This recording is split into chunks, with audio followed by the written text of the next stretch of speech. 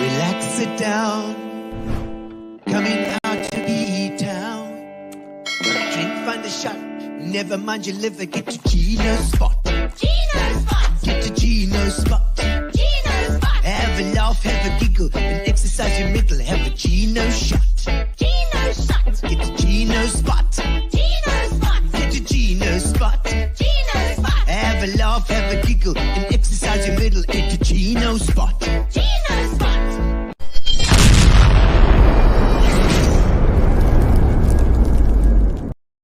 Welcome, ladies and gentlemen, to Gino Spot. It is indeed Thursday when we have our special guest, Alan Fryer, on tonight. So don't go away.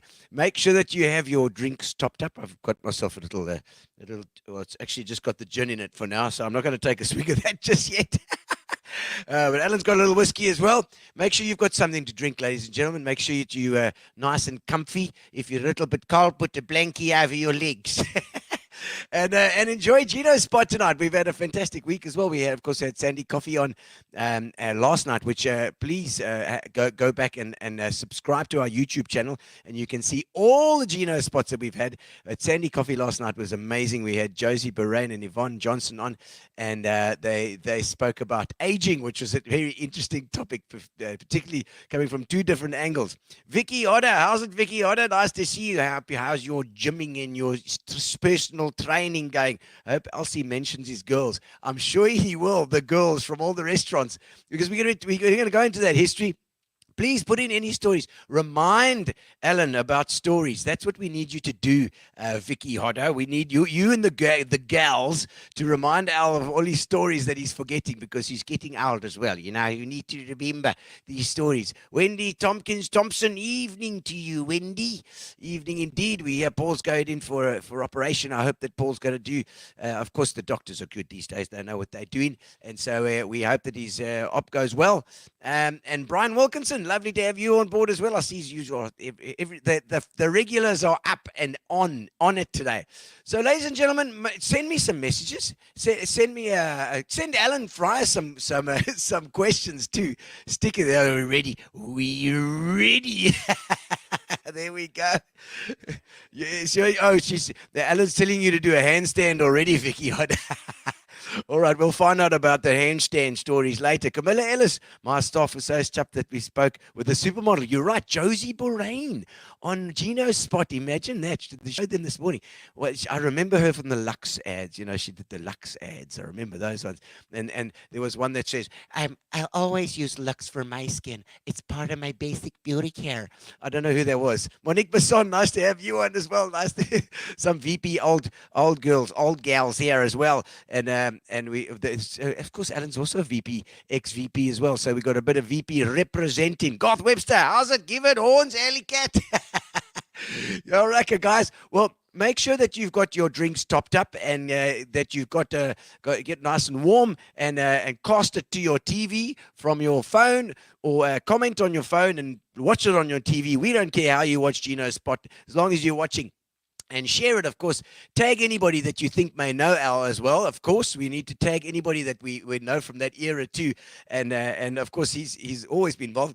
And a quick shout out to Fat Cats as well, because Fat Cats bring us food now and again. When they can, they pop in and bring us some lovely food. Grace brings us some lovely snacks, you know, Alan. And I see the coffee break coming on there as well. We had the coffee break last night. We're going to starting to have the coffee break probably hopefully once a month, but probably once every 2 months or so, where she takes, and Sandy Coffee comes on and she takes on some serious topics, and topics that she can really dig deep. And of course, we're going to have Ian von Memety popping in as well now and again to do something called No Agenda, which is he did of course Athol Trollope last week, which was amazing. Ian was so good particularly with the politics as well. And so we've got some surprise guests coming soon. We've got to watch Gino Spot, because we've got some seriously interesting guests coming on over the next couple of next month or so. And then also, obviously, subscribe to YouTube because YouTube is the best way to watch Gino Spot. You use your YouTube login and subscribe. You can see my head over here. See, it looks like my head. Subscribe to YouTube because it's the best way to find out what's happening next. And it pops up and goes ding ding, and you push the bell, and then it reminds you. Jonathan Fry's on as well, all the way from London, Dad. The family's all in. Family's all in tonight. That's fantastic. We're looking forward. Okay, so thank you to our sponsors, Spa, of course. Spa, our fantastic sponsors, and of course the other guys helping out, Fitch and Leeds, of course, and our Amobia, our internet, always good. But Spa being fantastically good to us, and long may it last. So, ladies and gentlemen, let me sing you a song. Send me some comments, and I'll sing your comments. Send some. Here we go. Send some comments in for Alan as well. Some questions. That's always good. All right, and welcome to Gino Spot tonight. Woo!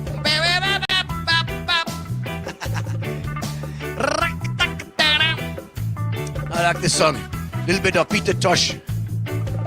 Deep down in Jamaica, close to Mandeville. Garth Webster sits on top of the hill, and City Cindy Koffel says, Margot's days, a band flying waitressing from the floor, fun times, happy, happy, happy, happy, happy, oh. Teacher Van Heerden, woo. He says, Elsie, Elsie, Elsie, that's a her, actually, yes, that's right. Ooh. Christopher Thaxton, Gino Pino. That's right, Christopher is all the way in Detroit, all the way across the sea. No, Johnny be good tonight, oh yeah. I said go, Garth Webster, get out the shakers and the tambourine. Deep down in Jamaica, close to Mandeville. Brian Wilkins says fryer this evening. That's right, we're gonna fry him. Vicky Hodder says, hey, she thanks all the friends, Alena, all the way. Camilla Ellis loves reggae.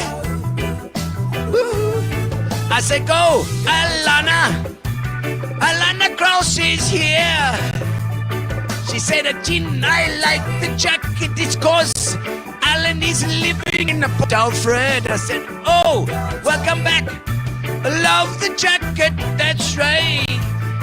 I said, go, Johnny. I said, the Johnny be good. Woo! All right, thank you, ladies and gentlemen, and welcome to the show tonight. Indeed, we're going to get straight into it. There's no what you're watching tonight. We are going to speak to our guest because he's got plenty of stories. So let's give it up for Mr. Alan Fryer. Please come on to screen, young man. Oh, we've got a little bit of an intro for him as well. We normally got a little something that little music that plays.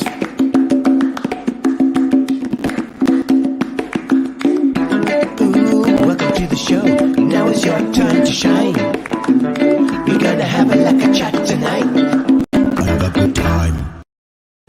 All right, Alan Fryer, ready? Yeah. Ready and rock and rolling. After all of that. Yes, so we had to put the little intro in as well. Exactly, yeah. little congas and things. It reminds me of, we were just talking about Fernando Angelieri. Please, somebody tag Fernando because Fernando... we're talking about yes. with the congas. He taught me to. Yeah, I taught me also some had my tricks. own set at Castros, which Did you? I used to play the shakers and tambourine and things, which everybody knew. As soon as I had a few tequilas, I got into that stage. Onto the drums goes Alan. whatever. Yeah, maybe do a bit of blues or something as well. Oh, lovely. Yeah, You sing a bit exactly too. like you did, like scattered a bit. There's It a sounded better when I was drunk. Sounds better to you, I know. Yeah. No, because I'm a drummer, obviously. So Yeah. when you had been potting it a bit, then the coordination seems to go. No, you know, got better just for a me. little. Got better for me. Maybe like my cooking. I find it with the slower songs it was fine, but as soon as it speeded up a bit, then all of a sudden my right hand wasn't going as fast as the rest of my body. But Alan, what are you up to these days? Well, you're in Port Alfred, I see. It's a bit of a journey. I actually came back from the UK after having a pub there for 5 years. Okay. I came back exactly at the time that COVID hit us. For my birthday, which I went to a chicken house for to meet all my mates. Okay. And then I went to Cape Town for a month, and then I got stuck. Oh. And then I was supposed to go back. You couldn't move? I only had 2 months of my lease left at my pub in Dorset, in Bridport. Okay, so you actually had a lease there and you were running it. So it was the end of it. So then I was moseying around Peter, and I got a phone call, thanks to Mara and Dean Dickinson. Mara Nettle. Yeah. Dean, I know Dean. They had a job for me in Addo, and on a 3-month consultancy for Yanni to run Addo, or to consult for Addo Wildlife, which encompassed about 4 or 5 different lodges. Wow. And then the 3 months turned into 2 years. Oh, well, I know Dean's into his fishing. We had a few visits from him, yeah. Yeah. He's a good fellow, solid. Yes. And then from there, my brother was chairman of the ski boat club in Port Alfred. Okay. And COVID really hit the tourism industry in Addo. So we went from a business that basically runs on 90% European, mainly German, to just the locals. And to sustain it became very difficult. So lots of cuts being made. So eventually I became chef and whatever, security guard, and whatever you had to do to actually just keep your job. Yeah. And then my brother said, come down to Port Alfred, and we've revamped the ski boat club, or the restaurant upstairs, which is now called Alleycats. Yeah, because it's downstairs and upstairs. As you're riding across the bridge, you see it on the right hand side. I've still got a double set up there, but upstairs is looking really good now. Okay. And it's not the easiest time to get the restaurant going, but we have been very busy. We have quite a few functions. We have lots of entertainers. So it's happening. So you get bands there and everything. Yeah, we get bands. We put them downstairs. We've developed the outside area as well, because sometimes it's too many. But if we can go upstairs, we do. But it's great. It's a great setting. It's probably the best setting in Port Alfred. Lovely. It's like really There's a view. good. Yeah. Beautiful view over the marina. Stunning. And we've got this whale thing coming up for the start of the whale season. Yes, I went to the St. Francis one just recently, but they had the PE one. I believe there were 1,000 people here. Yeah. Which was amazing. And I know that Lloyd is busy because the whales they now migrate and they go and breed. Right. So they watch the whales as they go up. So now we've seen it this week as well, with the tuna run starts, and there's now more tuna in because they're following the pilchards and everything else. So yes. It's a good time of the year. And I mean, the days in Port Alfred, it's a bit colder now, but the days are stunning. Yeah. So, 26, 27 degrees. Beautiful. Suddenly it gets a bit chilly for 5 o'clock, So when is he doing this launch for his... He's doing it this Saturday night. Saturday night, okay. Gordon playing. A bit of entertainment, and I'm going to do a 2-course dinner. It's only 150 rand. Okay. Which is a smidgen. For a 2-course dinner? What a pleasure. Yeah. So it'll be good. Yeah, plus entertainment, and of course he does his talk as well, which is fantastic. I love it. But he can talk about the entanglement as well, which is quite common these days with the whales that get caught up in the fishing nets, etc. I saw that, and then the crayfish ropes. Yeah, and he's got some amazing footage, and he's done some photography there that's absolutely. He's actually got a whale jumping right the way out the water, like literally there's nothing, and then there's this whale at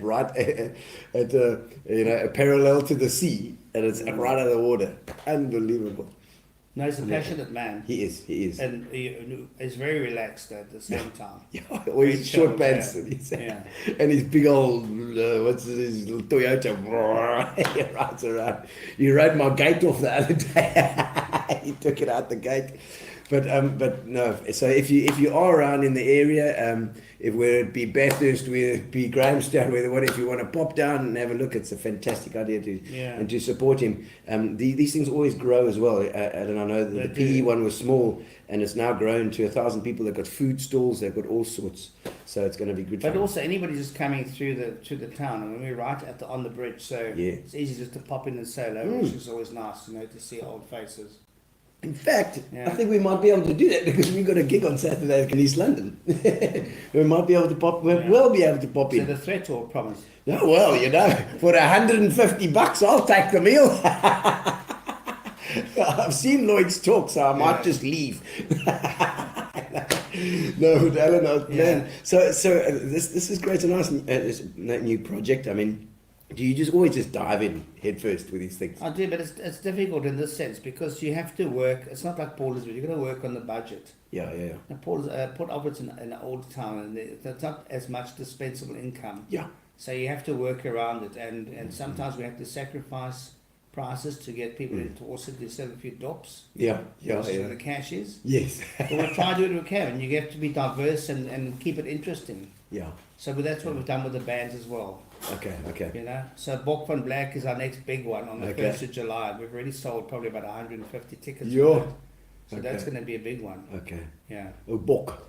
And those tickets, all of our shows, the tickets are available from Sotheby's. Anthony, the brain runs that side of things. Okay. So you just get whatever you need from him. Excellent. Yeah. So if you need to book, do it. It sounds like this place is happening. It man. is I'm happening. I'm Yeah, it's really happening. pleased to Waking hear. up the town. Because, there's certainly, Port Alfred's had its time. I mean, the Halliards did well at the time.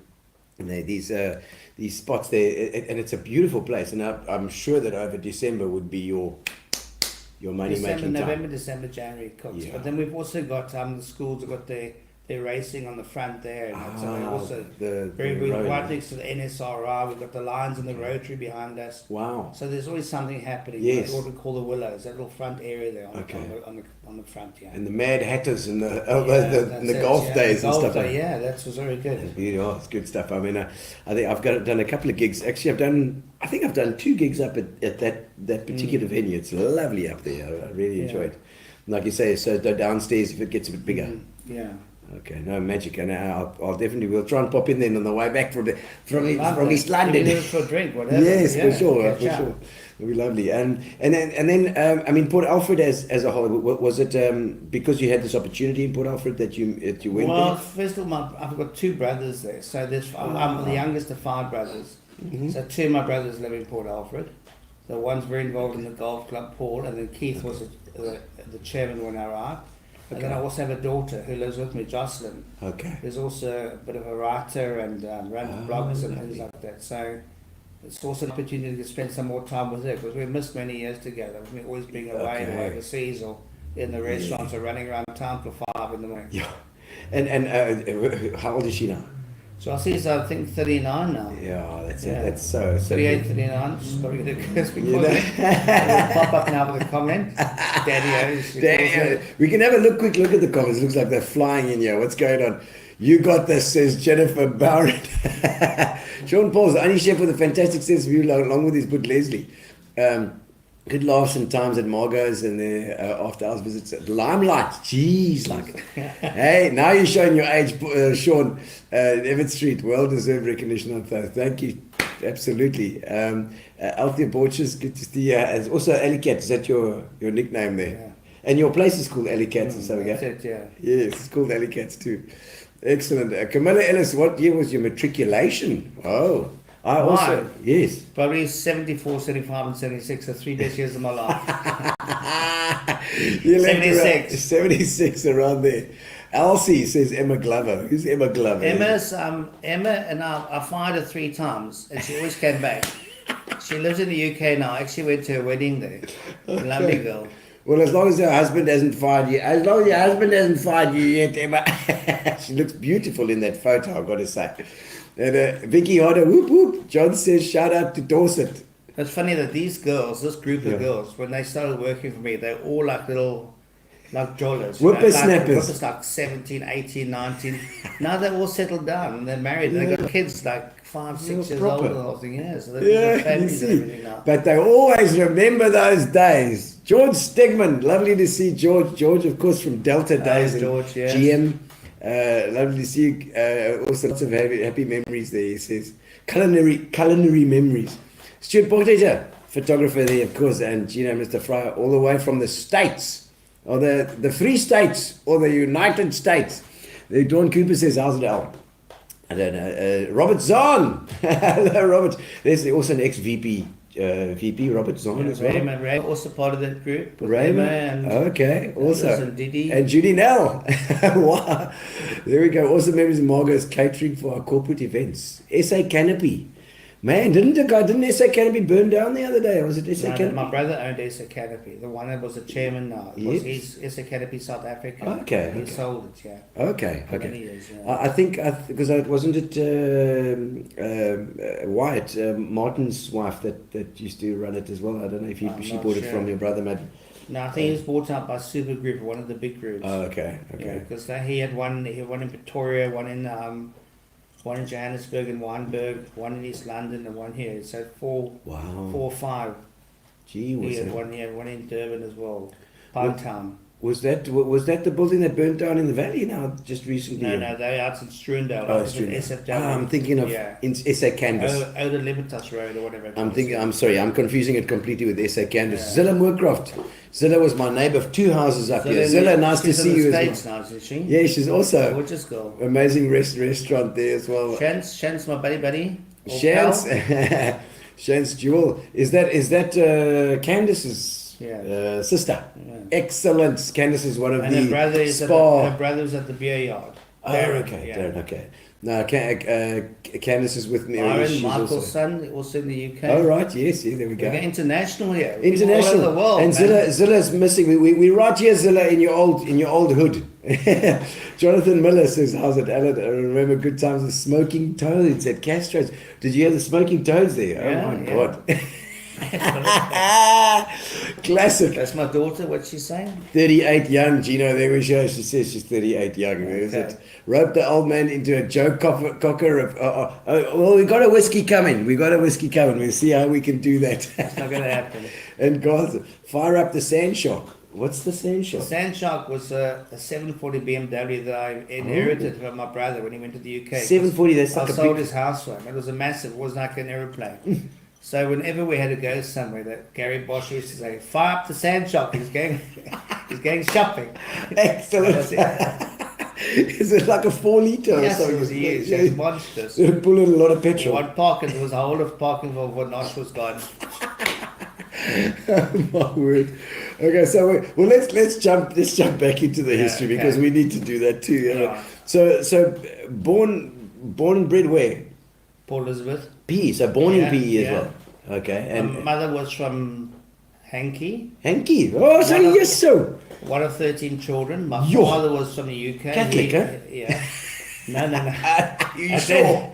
Then my father was a 13 navigator and he was actually based in Port Alfred at the air school there. Wow. And they obviously Joel, they used to come through to PE at night, and that's where he hooked my mother up. Oh my God. And then they got married. The pilot. And there was a navigator in the bombers at Lancaster, Jesus. I think. And then he took her back to Birmingham. Yeah. And Brummies. So they lived in Bourneville because he was accountant at Cadbury's. Okay. And she learned to cook with Mrs. Beaton, who's still one of the classical books, ever. Oh, really? And she actually won Miss Birmingham in 1960 something. Miss Birmingham. She was Miss Birmingham, so she was a very pretty lady. Wow. Yeah. Your mom. Lovely. Yeah. So it's and very traditional, and she's a very proud mother. Worked hard, refused to ever have help in the house. 5 boys, different meals every night. We'd all get breakfast served in our rooms. Nobody's allowed to wash the dishes or touch anything in the kitchen. And that was how it was. Wow. So that traditional kind of... Yeah, my dad was like a real club man. St. George's. Oh, yes. P Club, Athenaeum Club, any committee, Lions, whatever it was. It's the way it worked in those days as well. Like you can understand in terms of getting your network together, that was very important. But we sussed it out because most of us are born August, September. So obviously you got a bit of nookie over December. So that was his month. That was a month like the whales. Yeah. Did your mother have lovely flowing hair? Well, not after she pressed for an hour, so I'm sure. Okay. Because I was just wondering, one thing that you didn't get from her. Yeah, my other brothers have all got hair, actually. Oh, really? But I'm the youngest, so maybe they ran out. They just ran out of hair. It was like too much. But I'm thinking like 13, you said 13 kids? 13 kids. Wow, word. Apparently the one fell out of the tree and died or something. He fell on his pip. One of your uncles. And then 3 days later, a policeman cycles out there to this farm and signs a death certificate, and then he goes back to Humansdorp where he came from, and that was it. There was no inquest or anything. So just bury them, go home. have another one. Yeah. 13.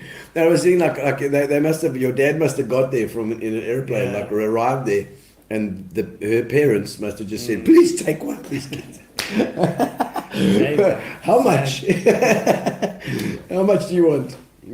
So then I got to, I think I was vice head boy, and I did all my sporting. Where was this? At VP, VP Grey? VP High, 76. Okay. So then, where were you junior school? VP Grey? 2 years at Albert Jackson. Albert Jackson, next to the Donkin. Look at that. And then 2 years Summerwood. That is now, just for the guys that didn't know that Albert Jackson was the old Greenwood, which was actually at the Grey Institute next to the Edward Hotel. Yeah. With that big bell tower there. That's it. Looking onto that, it was your playground, the Donkin. Yeah. Amazing. But then we lived in Carla Street. Okay. So that was cool. Yeah. And then we kept moving all over the place. My dad was forever buying and selling, and that's how I made money. Okay. So he'd invest in property and sell it, and then move to the next one. So we lived in Central, we lived in Warmer, we lived in Newton Park, we lived in Glendenningville, we lived all over. Whereabouts in Warmer? Warmer, we lived on the corner house right opposite the playfields. So it actually was a pub at one stage. The playing fields was at 3rd Avenue. 3rd Avenue, Warmer. Yeah, because you got the wine fields on the corner. Yeah, there. So the wine fields. Opposite corner there. Union Street. Yeah, so we were there, right on the corner. Yes, okay. It became a Crazy Zebra. Yeah, so that was our house. Yeah. Crazy Zebra, my word! And look at that. And I mean, I don't know what it is now, but that was quite a pub at the time. Yeah, it was good. Yeah. They built on there. I wonder what's happened there now. I don't know. Anybody know what's happened where the Crazy Zebra was? I don't know if anybody has. I just have a quick look before we carry on from some of the comments here. Gary, I don't want to miss out on anything here. I remember Margots. You were talking about Margots, but anyway, let's get to let's go sort of in a kind of a chronological order here. I can remember. So at school, we were talking before, and you said that your dad actually decided you guys were going to do a trade. He with us all having British passports, he just thought things were a bit precarious. Okay. So without us knowing, he enlisted me at South Devon Technical College. Okay. To do a management course. Mm-hmm. So this was in November before we were going back to school. Yeah, and what standard was that? It was like standard 9 or standard 8? 9, yeah. So I was told that I had a ticket to the UK. Wow. He bought a house in Painston for my brother and I, took my mother with us. Yeah. And she settles in, so we were at Torquay Tech from the start of the new year. So my mates were still waiting for me to come back to school. Come back to school? Where's our vice head boy? I know, because we were talking about online about Lockie the other day as well. Lockie, all those great guys. Lockie Lacoche was a teacher at our school, and he always had these sayings, man. He used to do who are you?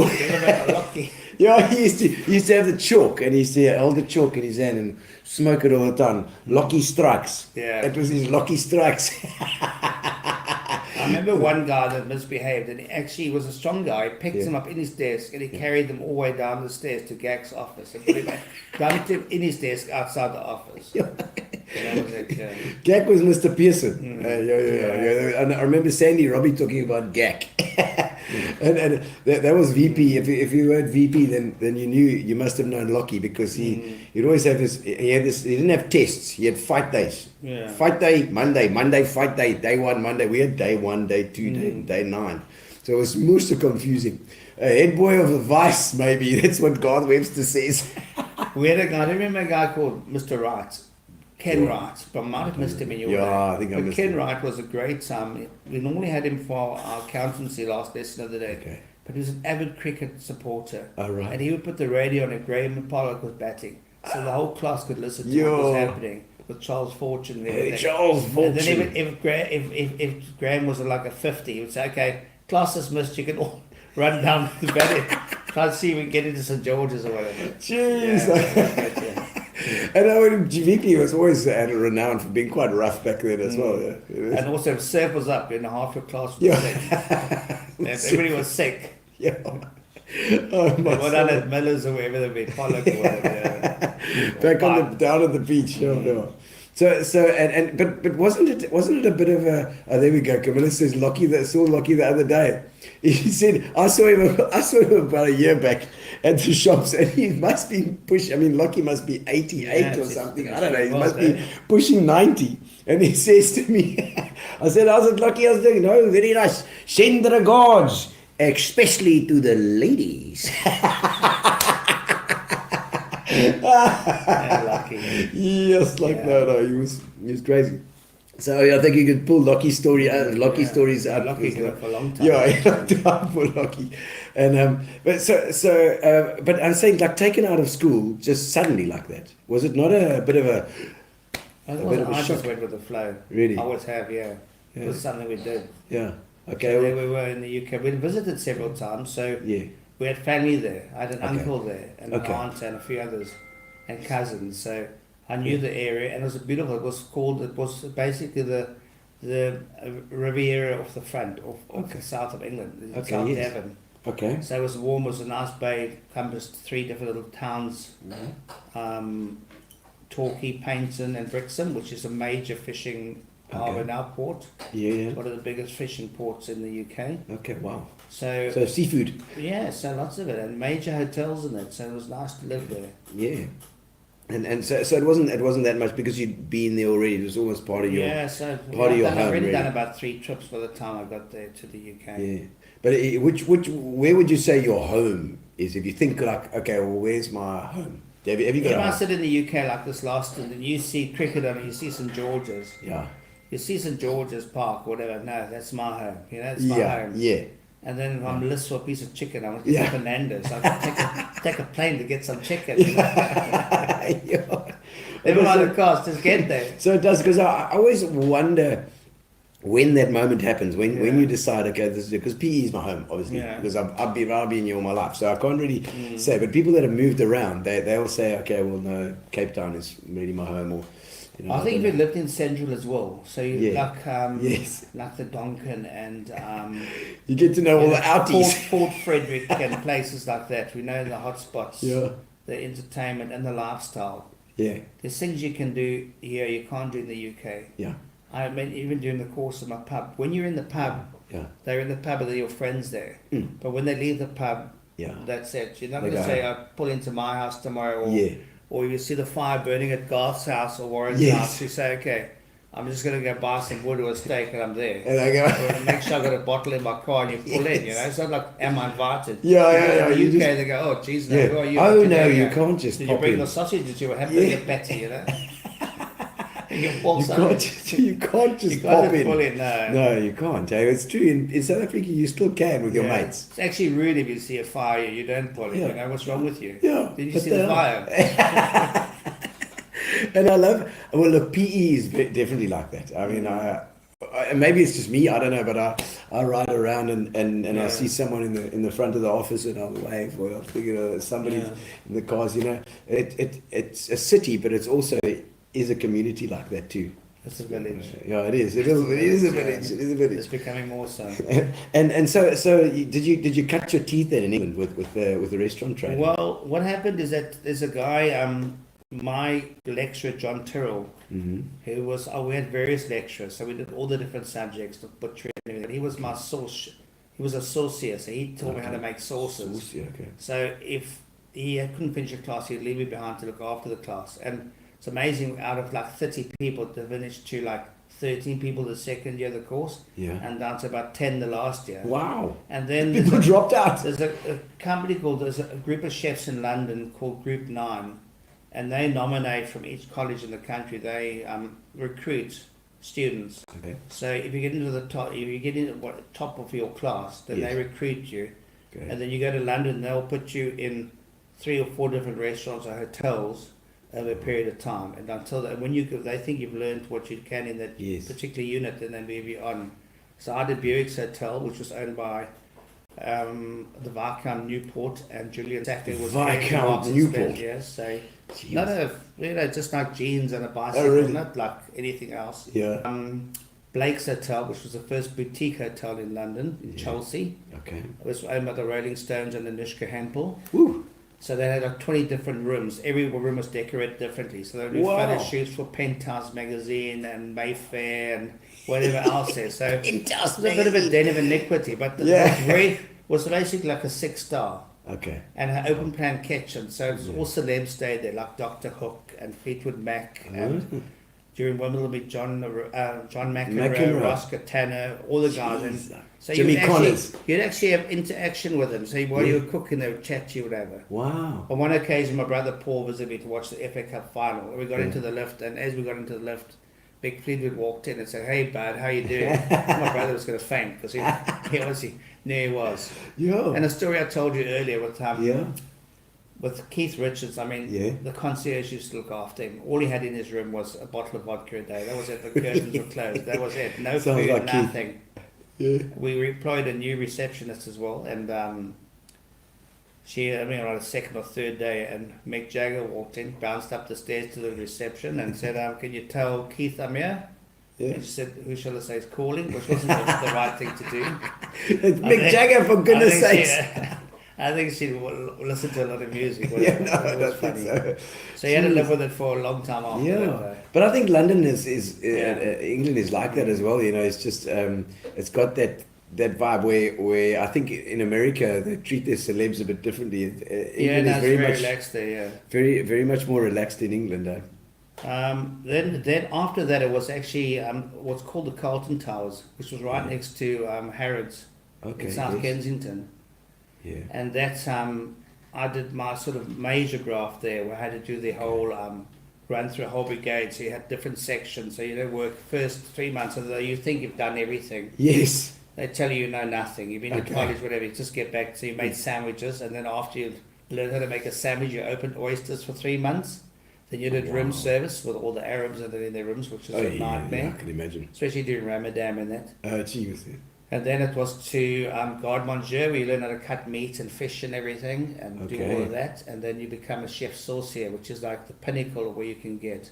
Okay. I missed out the potato section, the veg section. Straight into chef saucier. Okay. So I was the first chef saucier. You get 2.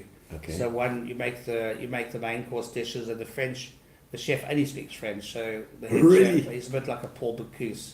What the hell's that? So he was one of the founders of the first French chefs. Oh wow! Yeah.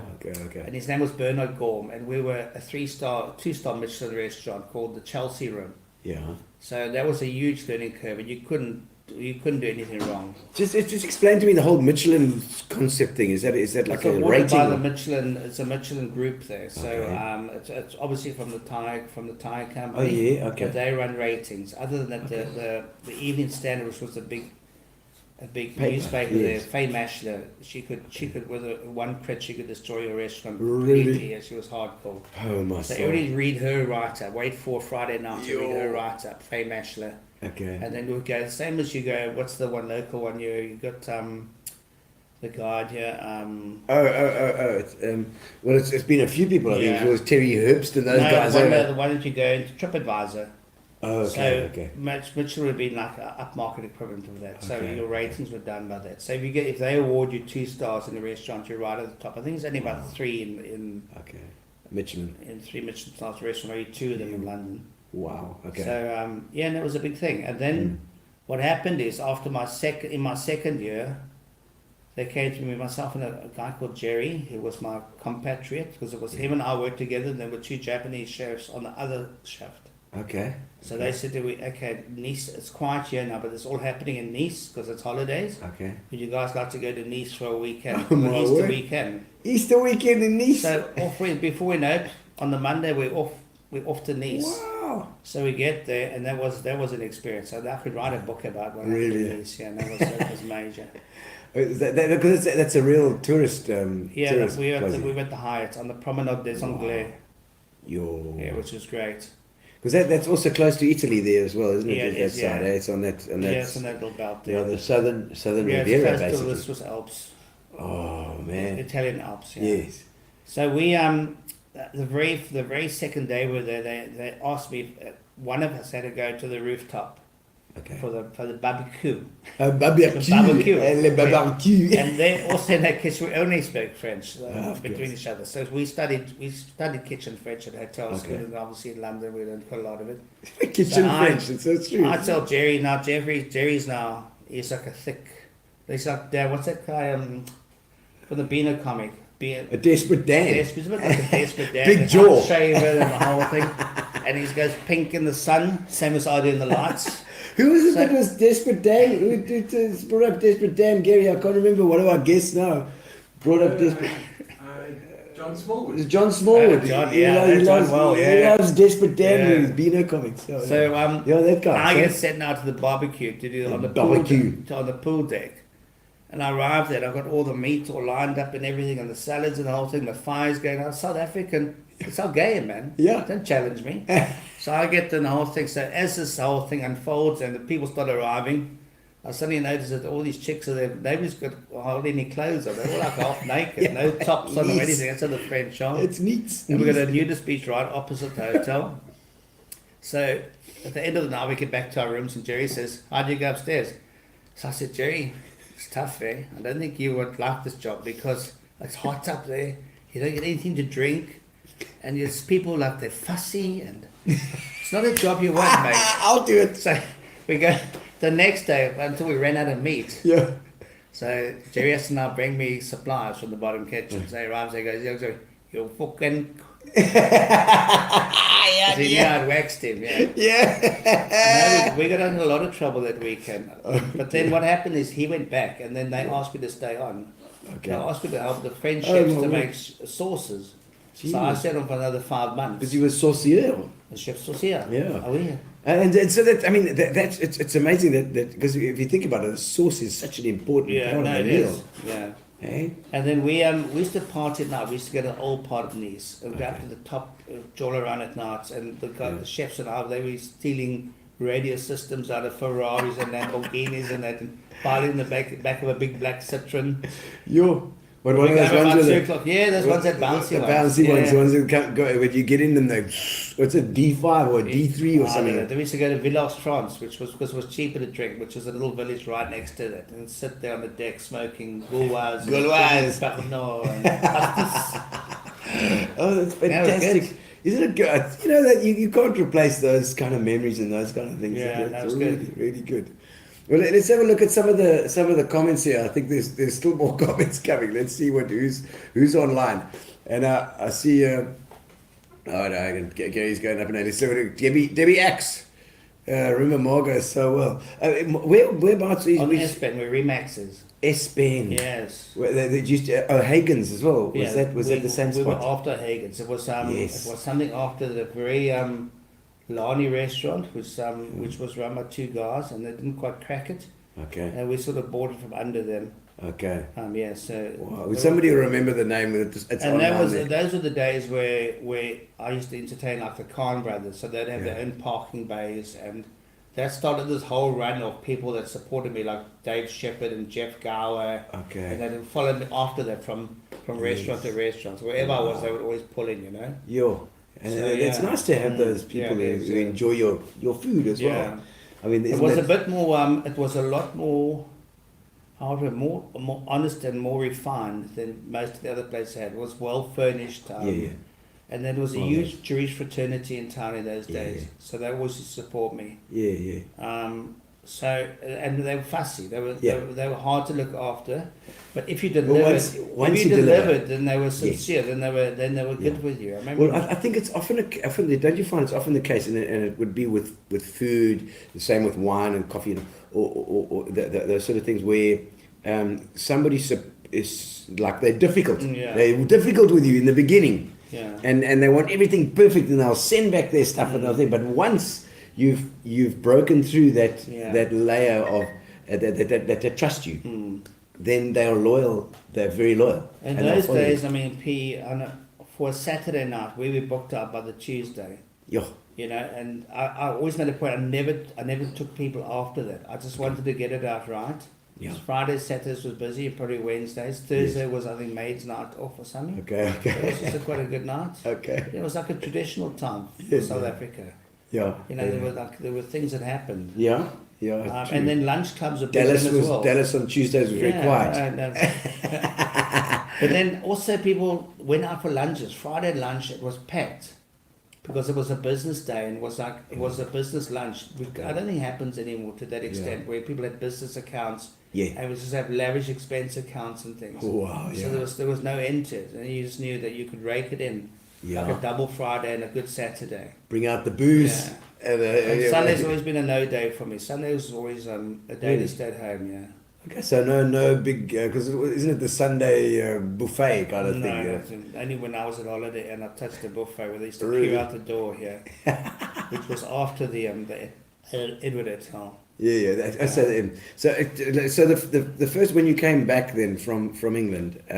Well, the first thing I did was one? my dad. I didn't have an 18th birthday, so my dad gave me his 525E as his second car as my birthday 525. present. Yeah, but it was one of the old ones with rosewood fittings and everything, all plush. With a long. I think I was 20 about I was about with a nice. Everything was plush. It was like cruise. The lights in the front, double lights like that. Purred, Yeah. So I got this job now from Roy Lombard. Yeah. He was Trevor's father. Okay. Wow. So and they employed me as Jacques is 2 houses up. Yeah, they employed me as head chef of the Edward Hotel. Wow. So I think I was about 22, 23. So on the first day I pull up in this car, I park in the management parking, and it's like all these other like old Beatles and stuff. I was thinking, who's this little twat, come around in his thing. So that's my start of my career there. But 3 years of intense catering. Wow. And big numbers, running 3 or 4 conference rooms at a time with restaurant facilities. Yeah. It was good, really. It does. And it teaches you to deal in that scale. Yeah. Because isn't that one of the things? Well, it was about planning. It was about making sure that if you did the Edwardian room, which could do 200 people, that there were double unit of carvery, and then there'd be satellite rooms, and then the Palm Court. Yes, the Palm Court is like open. You had the pub down the bottom there, and the terrace on the right, which was my first marriage, was there. Okay. My second one, I'm sure. I think my second one. First marriage was there. The second one, yeah.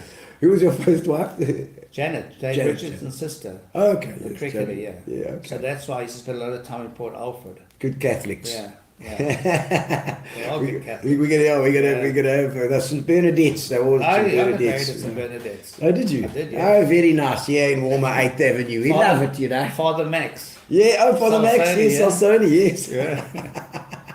I think Father Max was supposed to marry us as well, but unfortunately Father Max was in the I think he was at Hunter's Craig at the time we were supposed to get married.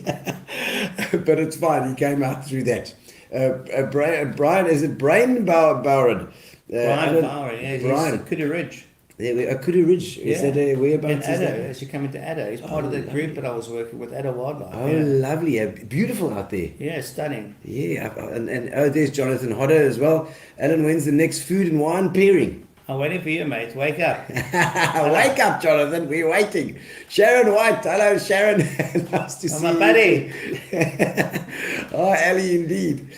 Camilla says, when you were at the Anchor, was it Eastbourne Road on the bottom of Hume Rail? Was it Eastbourne Road? Eastbourne Road. Yeah, it okay. became Castros in there because we had it. Yes. We had it. Our family had it the first time. I bought it from Phil Conning. Phil Conning had all those and buildings. he had it from Taverner. Yeah. Okay. Yeah, okay. and then yes. we. Was that when Danny Fisher used to play there? Danny Fisher there. Yeah. In fact, Phil started Danny Fisher. Then I kept him on for a few Did you seasons. Yeah, it's great. Danny Fisher used to come down and he used to hire gear from me because I was working at Strand Music House, pop shop in Westbourne Road. Remember, and he used to come and hire the stuff. And he used to go around the corner there to Eastbourne and strike it up. I'm sure Glenn Webster used to play there a lot as well. He did, yes. Yeah, but he was more old grey, I think. Yeah. Glenn. But there were a couple of guys that used to do the regular at the Anchor. Yeah. I'm trying to think. We did that. We revamped it, and everything was tartan. So we started Tartan Tart Club, which was sponsored by J&B. Oh, okay. A bit of Scottish. Yeah. So with Ray Hitzer after that in those days, he used to back the big. Ray's often on the show. Somebody tag Ray Hitzer, please, and Casey, Keith Clark. You know Keith as well. Keith, yes, Keith has been doing punters. Thank you, Keith, for the punters. We're still doping, yeah. these bunters, and of course Gary the brand them with the Fitch and Leeds, which have been fantastic sponsors for us too. But it is amazing when you sit like this and you think about all the places you're involved in, that these names just keep popping up, you know. And at the time there, I think it was the Hungry Eye and the Other Eye. Yeah, they were right next door to us, yeah. Who used to run those places? I can't even remember. I never met them actually. Yeah. Only the one guy had a heart attack in the shower or something like that. Oh, jeez, like, really? Hell's bells. Let's have a look at Wendy Nell says, Alan, so great to see you. Hello, Wendy. Nice to see you too. It's another one. There's Wendy. Wendy Crowley. It's VP girl. Yes. Oh, really? Okay. Patrick Knowles, greeting from Joburg. That pineapple jacket, thank you so much. Anything to do with the pineapple cricket tournament in Port Alfred? Indeed. That's why I wore it, because it's Port Alfred. I didn't see the ski boats. Okay, that's good. Have a good supply of Castle Light. Here we go for you.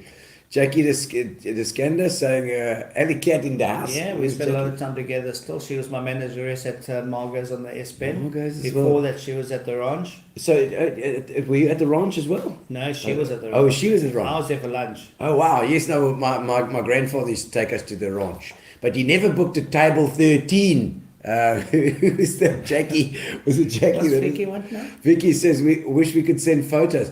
I'll tell you what. Maybe you can, if you can send them to Gary. I'm sure if you send it to Gary's Facebook account, I don't know if that's the one to send it to. Just message Gary on Facebook and you might get something. Or maybe he's going to put in a number. I don't know. Oh, there we go. He's going to put in his number. You can send him some WhatsApp pics, Vicky Hodder. Please send some through. That's a good idea. There we go. Gary's put his number up for some WhatsApp pictures. Lord knows what he's going to get. Oh man, but I love talking about these old places because and the old teams. I mean, did you have? Were you running it on your own? Say with Margots, for instance, or Margots I had with my brother, who was also a trained chef at the time. Okay, so then I recruited a lot of staff who stayed around a long time, and like Cindy Kickoff and people like that. Cindy. She was Cindy Hilton in those days. Yes, well, she lived 2 houses up as well over here. Yeah, She's also in Thomas Road. We miss Cindy, so they're up in. And there's Pamela Lovelock, who's now she's the PA for Jamie Oliver in London. Oh, so wow. we spent time with her every time. And Sharon, my ex-wife, Yes. worked there, but There's it Ross. wasn't a good relationship. She used to steal my cigarettes, so I had them out to the staff. So I said to her, you know what, everyone you give away, I'm going to sell like another 10 packets. Didn't bother her though. Oh, I was just seeing Ross Clemens coming on there. Ross is also He calls me Bones. in the alcohol industry as well. No, Bones. He said, call me Bones. Bones. Were you very thin back then? No, never. Never. Ah, you bastard. Where's the tequila? I'll see. Where's the tequila? We haven't got tequila here. Keith Clark hasn't given us. Ross Clemens or Keith Clark have given us nothing. Garth Webster, we miss you in PE Alley. We need a reunion restaurant. Well, maybe Garth should offer some of his spot there. I must tell you what. The best chicks working there. I was a bit of a Ramsey in my day in those days. And I only Ramsey? settled down when I got to the UK. Oh, you're a bit difficult. Yeah, Okay, because they feed me tequila before the shift, which was Oh, never that's good. An open plan kitchen. So I remember Nosh eventually had to brick it up because I'd be like cutting onions. Finished. Yeah. Fraught by the time. No, flop, just like getting abusive. Yeah, It was okay, right. So better to Get the bloody food out there. Chanel Deacon Edgar. So she says, we're in the Friday lunch crowd at Margots. It was always still there at dinner time. Waitresses nightmare. They used to stay there. Yeah, they just stayed on, yeah. Oh my word. But those are good clients. Yeah. Ronald Minnow, I'm glad you're here, Ronald. He's all the way from New Zealand. Okay. And Ronald, I'm glad to see you on again because I know we've missed you, man. We haven't seen you for a while. I've just been waking up a bit late there, buddy. The girls at that thing, they comment there from Emma, they had a song they used to sing, show us the front side of your bum. I'm like, whoa. It went on for a long time. A front bum. Oh my God. Of your bum. Here we go.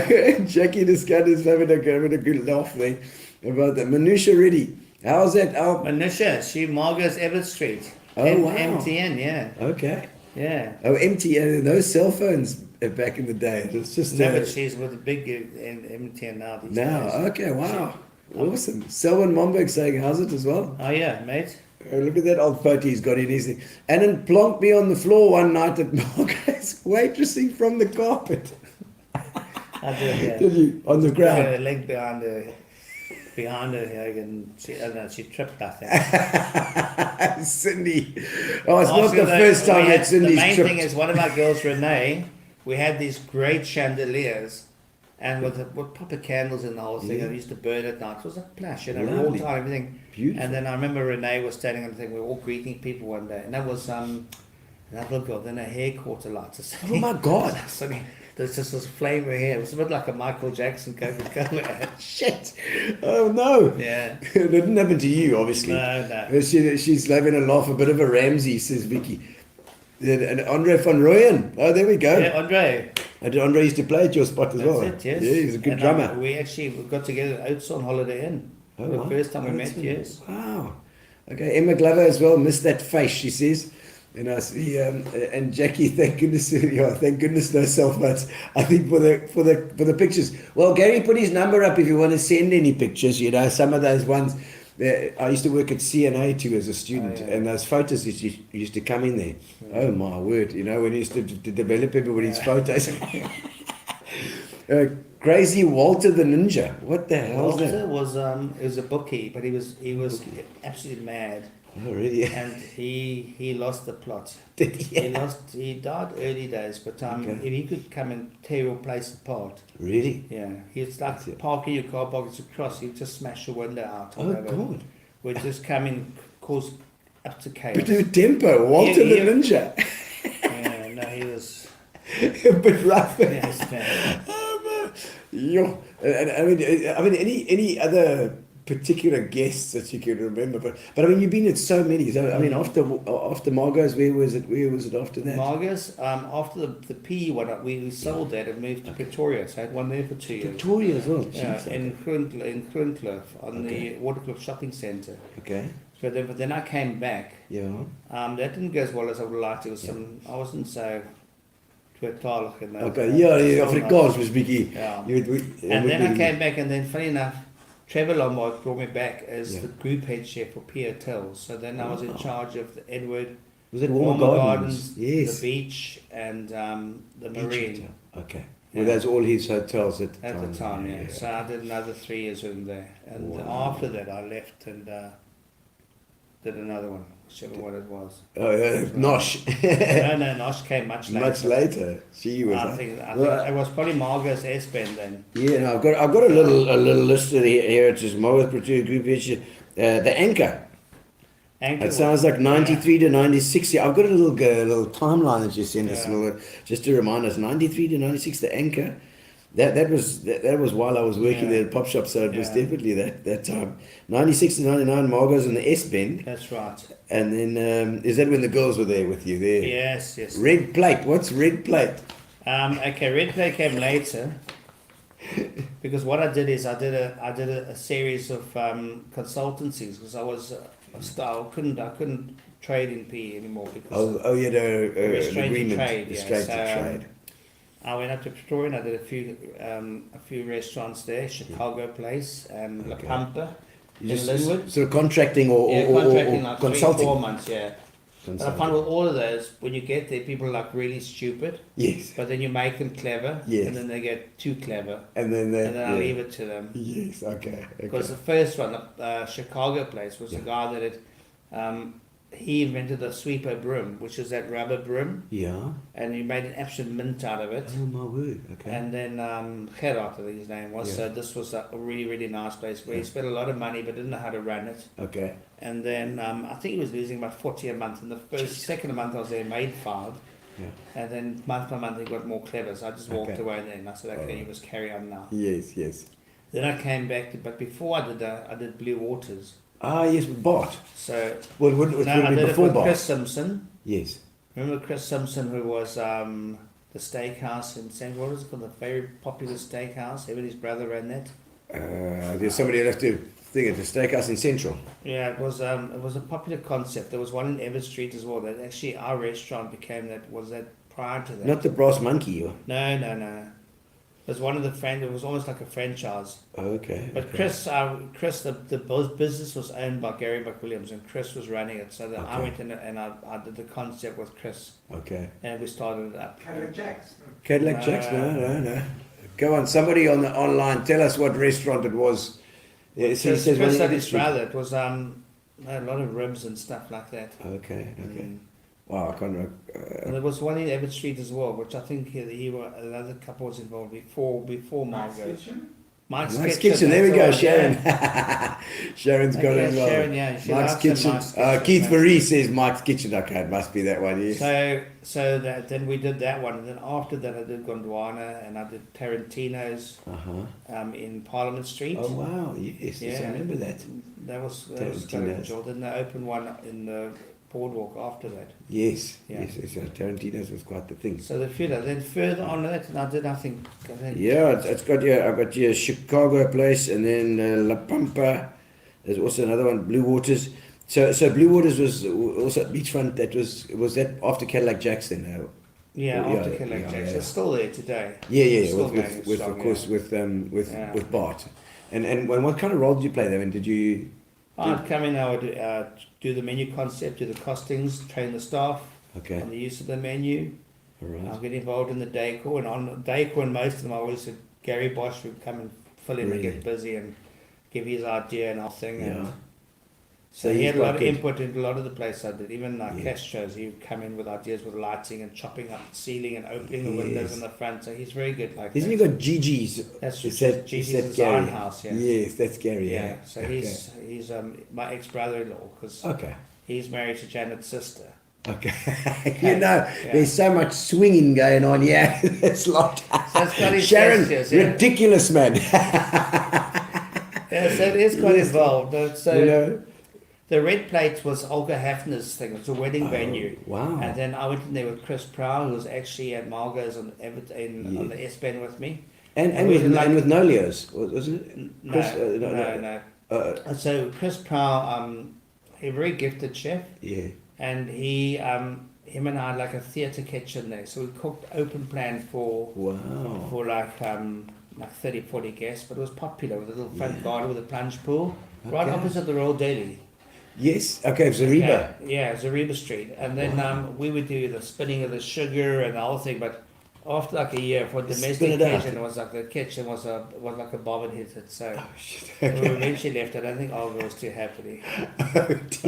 Olga's also just up the road. She still smiles when she sees me. I'm sure.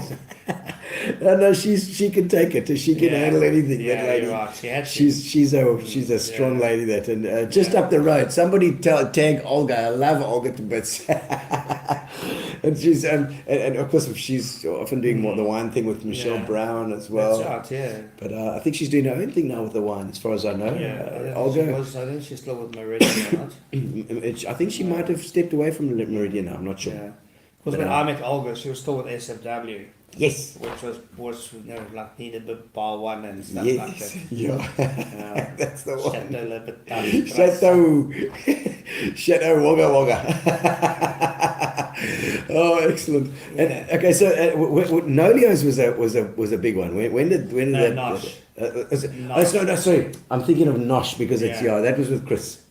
Was that? No, Chris, Nosh. I'm getting confused here. Deep research done. Deep research. Nosh, I was involved in consortium, including Michael White and Gary McWilliams and Bruce Dyke and various other people, Wayne Liston and that. Okay. And they financed it, and I ran it. Nosh. Such, yeah. And we had both properties. We had the one that Matt's got next door now as well. I think he uses as a brewery. Yeah. Okay. The garden at the back and everything. So that was like 5 Matt Repton.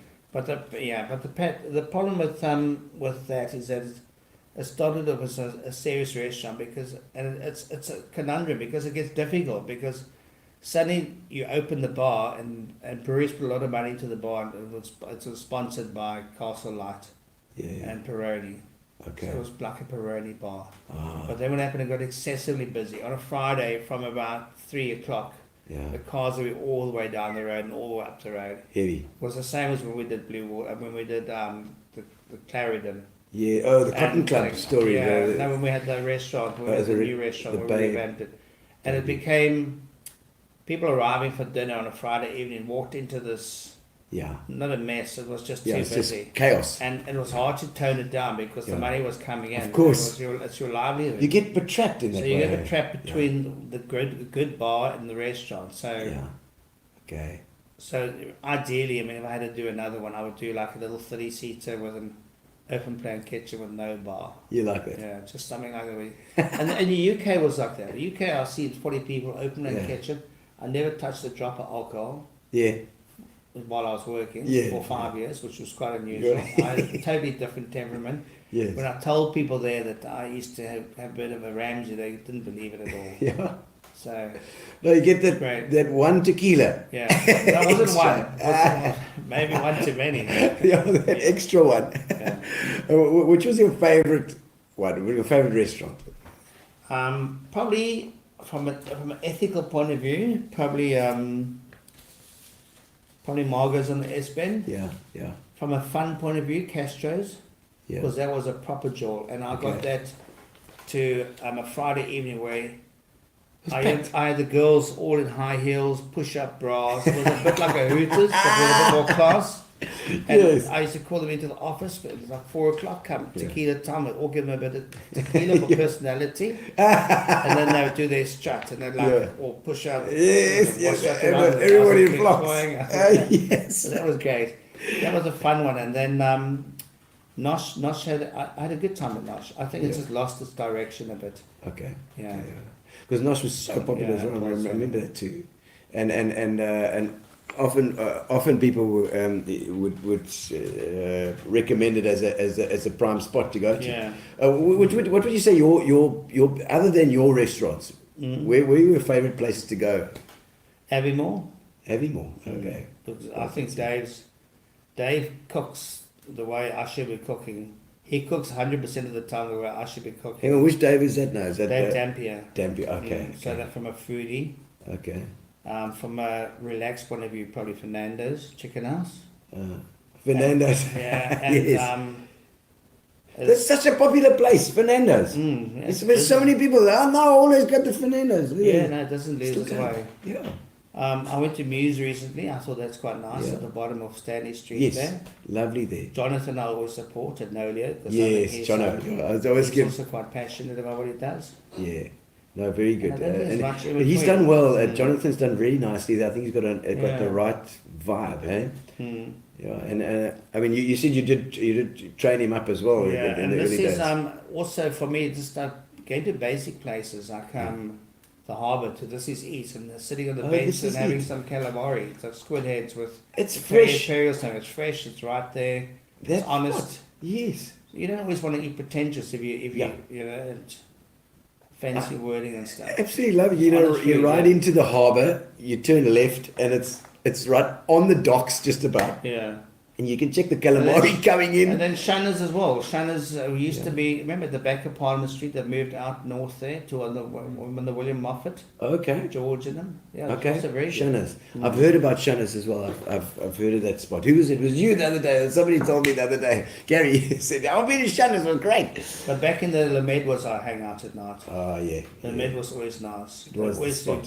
flit off to Egypt and come back with new recipes and the whole thing. Well, I was jamming at Dave Gardner's place Yeah. down at Pizza Palace at that time, I think. Yeah, that was great. I think, I don't know if there's any other comments there. I see lots of Mike's Kitchens coming through there. I think, what's the new signature dish, says Jackie, for Port Alfred? Port Alfred, you got to be careful. You can't get too clever there. But things like the linguine scampi are sitting quite well. You know, the prawn pasta, prawn. but with just with olive oil, a bit of chili, and Is that Some the fresh secret basil. to Italian? I mean, I'm Italian. I don't make them Simple. overcomplicated. Yeah. Yeah, they are what Well, they it's are. isn't Italian food supposed to be peasant food in the end? It's peasant food. It's simple, but it's Yeah. beautiful. Yeah, but sometimes people try to get too busy with Yeah. it. They try to put too many ingredients and they'll try to make things. I was just like, sometimes a simple pasta with some chopped anchovies, a little bit of garlic and chili and lemon Yeah. juice, something like that, with Beautiful. some nice fresh parmigiano or whatever. Lovely. Just like grated over You're it. making me bloody hungry Yeah. as I sit here. I also spent a year with Myra as well on Myra the Neto. front. Yeah, I spent a year with him. Tell me Yeah. about Mara. He's also a controversial character as well. He is. So just leave it there. Yeah.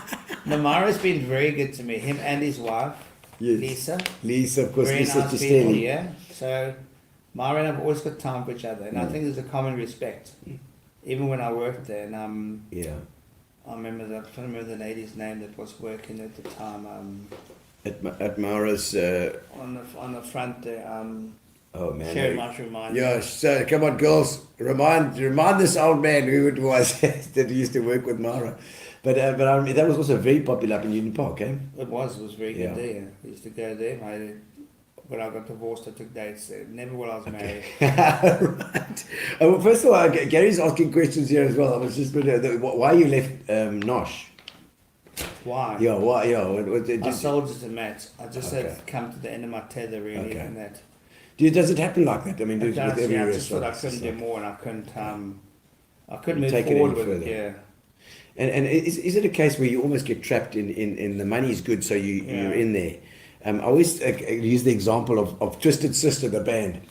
Twisted Sister was playing huge clubs in New York. I watched a documentary, and they were making money hand over foot. The clubs were bringing them, but they could never crack it internationally or crack it nationally because they were earning too much money. They couldn't get in the studio. Yeah. And when they finally did, they really did make it big. But the money locked them in. So Yeah. you're doing fine, you're doing well, but you're working yourself to the bone and you're actually killing yourself like that. So is there a time when you've got to decide? After Nosh, I did a year at Zorbas, Okay. helping Rob there, and Mm-hmm. and George was there at the time. And George left to go do something else, and then also that was good. But then you have your following, and they all migrated. The business, they all migrated there, and followed me there. Okay. And then eventually I just thought, nah, I'm almost done with P at this stage. And also sometimes you want to test yourself. So you wanted to see where I was with my cuisine and where my standing was. Okay. So at the age of 55, I just packed a suitcase and went to the UK, stayed with my brother for 3 months in Somerset, Wow. and then got an interview at George Hotel in Bridport, Yeah. which is in Dorset. Yeah. And I was there for 3 months as head chef, and then the owners decided to leave, so I took over the pub. Okay. So that was an opportunity. So I'd only been there 3 months. I found myself back in charge again. Or a really, really nice little pub. Yeah. Yeah, but it was on a lease basis. And running a pub there, if it's part of a group, is a lot different to a free house. Okay. Because you have to buy all your liquor and that from the From the main main source. Okay. Yeah, from the group, Okay. which was inflated a bit. distribution so you were kind center. of like you're fighting against free houses, which was typical. Yeah. It Okay. was nice. I enjoyed it. Little Price-wise. market town, always something happening, festivals and Okay. a market on a Wednesday, a market on a Saturday. But also rejuvenating yourself as far as your food goes. I mean, what do you? We won in our second year. Out of 36 pubs, we came second. We won a trip to France, so for 10 days. So we went to Chateauneuf de Pape and various other Neuf de things. pap. It sounds nice. No, but the owner, you see, it was funny because we met the owner. He had inherited the business from his dad. It was it's one of the oldest wine estates in there on the Rhone Valley. Okay. And he used to, when we were out at night, he took us to his restaurant. He took all the wine and everything. Yeah. But he used to call it Chateauneuf Puppy. Shut So I thought the about strange because we all trying to be French. They call it Chateauneuf de Pape. Chateauneuf de Puppy. Okay, well, whatever. You obviously right, it's your state. Absolutely. Oh my word! There was another question, Gary. I know you wanted to ask something else too. I can't remember what that was. The lady I'm thinking about is Ivana Osowitz. Oh, Observance. Yeah. Okay. She's a glamorous lady. She used to be a model in the days when I was still, when I still had a fringe, when I was at the Hotel the first time. Cave. I had a cave still there. Our scroll. Yes. And Ivana and Barbara Robertson used to strut the stage in those days. Yeah. Okay. Wow. Okay. And so when I got to, many years later, when I got to Mara's, Ivana was a resident there. At the front So, there. yeah, Okay. Oh my word. Gary wants to know which restaurants you ran were the happiest to get out of. The ones that drove Gary, you is that? nuts. No, that's Gary. Yeah. Yeah. He's putting on these questions. No, I'm not really happy to get out of it Yeah, either. yeah. I think everyone has a time, and Yeah. the timing. I always had a belief that, like with some of them, it gave them 3 years because it's not easy to make money on a monthly basis out of them. Yeah. So I used to take a failed venture Yeah. and spend as little as possible, and let Yes. the food do the talking, turn it around, which normally happened in the second year, Yeah. and inflate the turnover and sell it in the third year, Okay, and that's. okay. Yeah. That's where we made especially Margots, the first Margots in Ever Street. Okay, so it worked. Yeah, so Get it going, get it going. And then turn it around. Gee whiz. And same if you're going to buy, look for something that's really Yeah, down, battling. Yeah. battling. Yeah. And then which we did with Margots on the Okay. on the S bed, yes. Okay, and then they take it and let it Because they run. were destitute, so we basically bought it almost like on an auction at that stage through the bank. Gee whiz. Yeah. And your favorite restaurants that you've run as well. I mean, what are the, and also your favorite foods to make as well. I mean, you're a chef and you're a well-known chef. So, I mean, what is your favorite stuff to make? What I did like in the UK and much of 20 years, and I love working like I used to get on my scooter and go to the harbour every day to buy fish. So I'm particularly good with fish and fresh. And if you're going to cook it, then don't buy enough for like 3 or 4 days. Buy enough for a day, and when something's finished, just scratch it out, and that's the end of it. Yeah, okay. So don't 10 portions of Heelbeck or whatever. Okay, that was it. But it's done, and then it's done. Now in the UK, which was so nice, it's like a totally different setup. Suddenly I've got scallops, and I've got mackerel, and I've got sea bream, and sea bass, and all other kinds of things, and stuff for turbot that I hadn't done for a while. Yeah. And then you've got different styles, and you're doing it with kale and using seaweeds, and using different ingredients and the whole thing. We walk past your veg shop, then everything's outside in front of you. Yeah. And you just pick ingredients you want. So you got cherry vine tomatoes, you got four different colours, you got rainbow tomatoes. So you can do caprese with like 4 different colours of tomato. You know, you got kale, and you got things that you haven't been using before. And that's what the magic about it. And then you can make up your own dishes, just keeping it simple. Yeah, So it was also very nice. Is it also like if you want to make a good meal, what is your advice for the general? Keep it simple. Just keep it simple. If you've got a nice ingredient, don't spoil it with too many flavours. Okay. Now whether it's a piece of steak or whatever. Okay, and how's the best way to do steak? Steak. I mean, hot pan fried. Season it, pan fried, and then season with what? Salt, pepper. just salt and pepper, and then let it rest. Let it rest for 10 minutes. Don't cut it. So rare, and then let it rest. Still especially cooking. something like ribeye. A nice thick ribeye, not from a big eye of meat, like a short eye. And then Okay, a short one like this. Small ones. Small ones, Alex. Small ones. Yeah. So We're then. getting for tips here. Free tips. So then. Yeah, and then just put something nice with it. So like some fresh mushrooms or something. Like there again in the UK, you buy like a arrangement of mushrooms. So you don't have seps, chanterelles, whatever. Yeah. So you don't have to use a common brown. Yeah. You got common mutton mushrooms. No, for sure. And, I think we're getting to a time when we can do some of the getting to know you questions now, which is just the last little bit of our show. Getting to know you, getting to know all about you. dig a little bit deeper out of my pad. I've got my pad now. Biggest risk you've ever taken? What do you say? Biggest risk I've ever taken. I think my trip to the UK. Really? Age of Money 55. wise? No, just the age of 55. It's not easy just to get a suitcase and go. The job market. The nice thing about the job market there is when you put yourself up for a job, you don't have to declare your age. You just you don't have to put all the years when you've done whatever. You just like take up what you want. Yes. And you go for the interview. Okay. And the interview there, and a good friend of mine who's backed me for many years, Chris Horn. Yeah. He actually owns a little stuff shoe company, and he invested in Nosh, and he's always invested in me. Okay. When we were in the UK this last time, we went to Lord's twice. Yeah. Once to watch England and once to watch England, Australia, and once to watch England, South Africa. Lovely. 3 days at a time. But Chris, he drove me to my interview at the George, and there if you go for a job, it's a cook-off. Oh. So you don't go, here's my CV. You actually just do it. See what you do. So That's a damn good thing. What are you going to do? So I said, well, I'll come back on the Monday and I'll get into the kitchen and I'll make you like 8 different dishes. Yeah. So Chris was there and I was sending out this food, and she's a vegetarian, the lady that was there all the time. Yes. And they loved everything. And then 2 days, they said to me at the end of the night, so when are you starting? When can you get back? So I was back on the following Monday. Wow. Back to my brother in Somerset. But isn't that the best way to do it? It is, yeah. I mean, as a musician, I know you can talk till you're blue in the face. Get your guitar on, get behind the drum kit, and let's see what you can do. Yeah, the you guy see walked it in straight away. yesterday and he said to me, showed me this thing, okay, I can cook fish and this and that. I said, okay. Come back at 5 o'clock and get upstairs. And then last night, funny enough, some friends of mine caught some fresh tuna on the Monday, and I cut it into steaks. And I said, okay, I want you to cook me 2 steaks. And I want them seared. I want them medium rare. Yeah. And I just drizzled a bit of olive oil and put it on a little plate for me, and that's it. I'll do the rest. Okay. And they came out not too bad. So I said, okay, well, you can come back next Monday. Lovely. Yeah, so you can see. You can't, because most people bullshit you. Of course. And you need to have somebody that can just do it straight away as well. Oh, excellent. I love that. The hardest that you ever worked? Hardest? Yeah. In the UK. First year at the Buicks. Okay. Where as a student, you basically, you were nothing, you were rubbish.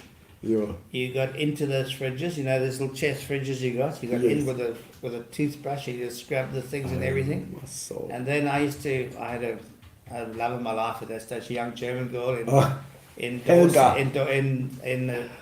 Torquay, and what was her name? Nicola, I just wanted to visit her, and he knew my trailer from the Victoria Station at 3 o'clock. So at about 2:30, he'd throw about a dozen to 20 reco lambs on your block, on your table. It's okay, you have to debone these and chine until they're clean.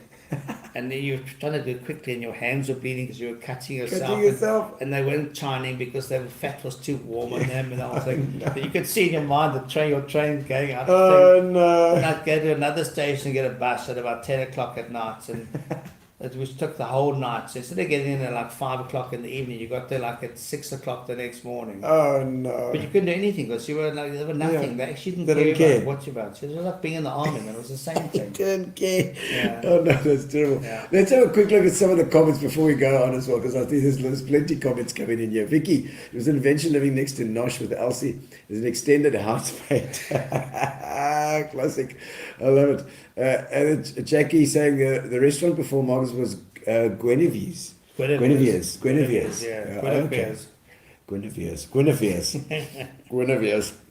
And then Carol Jacobs saying, how's it all the way from East London as well? Nice to see you there too. And Manusha saying there, they're talking to each other in the comments there. Margots in Everett Street as well. As a teen. Who's the barman with the top hat? Can you remember that? That was his name. Not Duncan Crisp. No, he was a very stately guy. Oh. He used to wear the Margots and the S-Band. He used to wear his top hat. Really? Mm. Was it his own thing, or His name was Sid or something like that. Sid? Oh my word! The barman with the top hat. He never actually spoke much. He was very quiet and humble. Yeah, but he just got on. He did his job. Really? Yeah. And he had a top hat. Just his own one. No, I gave him a top hat. Oh, you gave him one. I was going to say that's a good idea. Look, he's still remembered. Oh my, Sydney. There we go. Jackie says his name was Sydney. Let's see. Sharon as well. Yes. Yes, Sharon says Sydney there. They're too sharp, these girls. Has your life been, from when you were younger, has your life been very different from what you imagined? Very much so, yeah. Really? What would you have thought? I thought I was going to have one. Have a life? You've had no life? No, it's just like, it's been a blur the last, it's just going from place to place, and it's... Yeah. The restaurant's not kind for somebody who wants to be a family man or whatever, but I just think even when if I stop for a few minutes, I get restless. I've just got to keep myself busy. Are you quite like a lot of energy like that? New ideas and ADD? You try and challenge yourself where you can, but it depends on the company, and I don't think it's not that easy to get too clever where I am now. Yeah. Because it's about getting people in.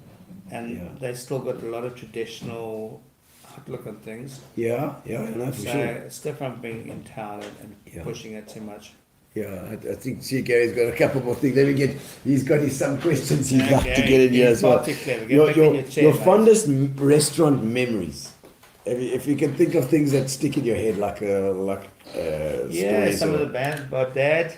Bands? My dad used to play the piano. He was a very gifted pianist, and we had a grand piano at Margots. A grand piano? So he always invested in us, and he was very particular about a glass of port or a piece of chocolate or a piece of cheese, whatever. But he would come in and he would just sit down, he would play the piano, and then he was very much like Cole Porter type music. Yes. So he was gifted. He never read music whenever he just played. Yeah. But he was very good. Self-taught. So it was nice to have him there, just playing the piano and having a lunch with us. Or, What a pleasure. Or us looking after him. It's nice that you sort of got to know your dad at that age as well, that time.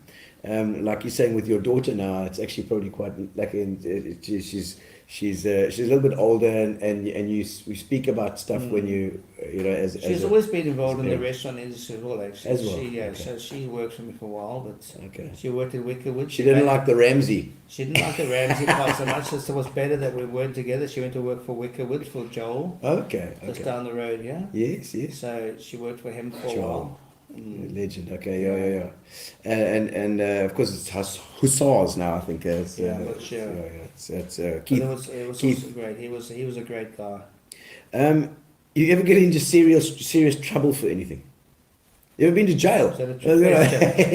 Lots of our people have been to jail, So, but I just got into trouble a few times with the liquor squad and the whole thing. And there we go. You see, that's always the same one. Yeah, it was Buicks. It was Margots in Everett Street when. Yeah. Before you got your thing, and they used to do the whole thing at Captain Putz at the beach hotel, used to do the thing. Captain Putz.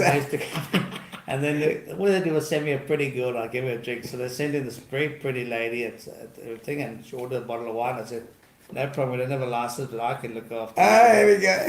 So that was the end of that. Oh dear, do they always do that? Yeah. You should have asked, you should have realised when she said, can I have there have been a few traffic incidents. Glass of wine. Driving home late at night and things like that. But this comes part of the course. Yes, But those are the days before you had to get your wallet out. Yes, you can't do that. You did nothing wrong yet. You still just easy just to get your wallet out and go to the ATM. Oh my word! The most physically painful thing you've ever experienced? Red plates. I think we were quite busy. It was a full restaurant, and I cut my finger almost to the point was off. Oh jeez, But I think it could have been a tequila though, because good shit don't cut. You never cut yourself with a sharp knife. You only cut yourself with a blunt knife. I think I just wrapped it up in some plastic or something and carried on. Yeah. Oh jeez, gangrene. No. Biggest learning experience you've ever had? Definitely hotel school. Yeah. And then my first year in London. I'd say probably the first year in London. Okay. Because the first thing they said, forget about college. Oh, really? Yeah. Just forget everything you learned. Forget everything you learned. This is what we're going to teach you. Nothing, yeah. Okay, I like this. This one is what's the most bogus rumor you've ever heard about yourself? Did I do drugs? So no drugs for you. No drugs for me. I can't even inhale, so I don't do. I don't smoke. I can't do anything. Okay, just tequilas.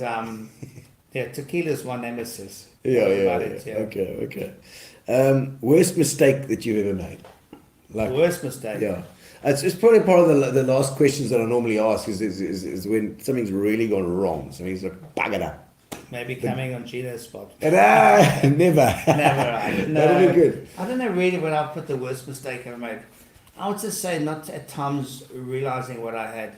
Yeah. Where it could have just done more with what I had. A little bit more and then done it. Anything that you'd say where the gods have conspired against you and like things go wrong in the restaurant? No, not really. I think whatever you put in, fix it. Carol would have told you that. Whatever you put in, same with energy or anything else, karma, what goes around comes around. Yeah.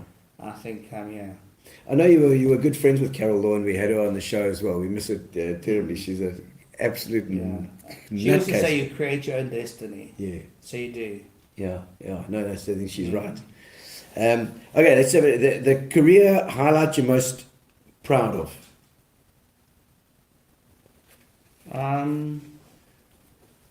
That's a difficult one. I've had a few restaurants in the top 100 in diners clubs, so I think probably that, yes. Yeah.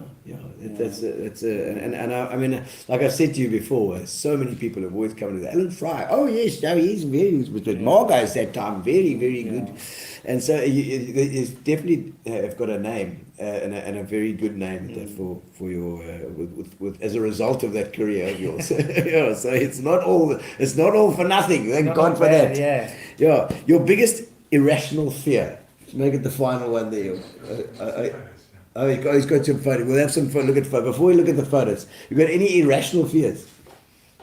Not really. Not scared of heights or No. Normally you ask the other people because they'll bring things up that you. No, you're I wasn't keen on flying when I was a kid. Like when we went to Alfred, but then towards it you do it a lot, and then you just enjoy it. Yeah. I'm not going to bungee jump, put it that No, way. okay, you're not like wrap around. No, I'm not going to bungee jump either. But that's not irrational. I I'm think. just worried there's not a rope tough enough for me at this stage of my life. Maybe 30 years ago. Yes. Yeah.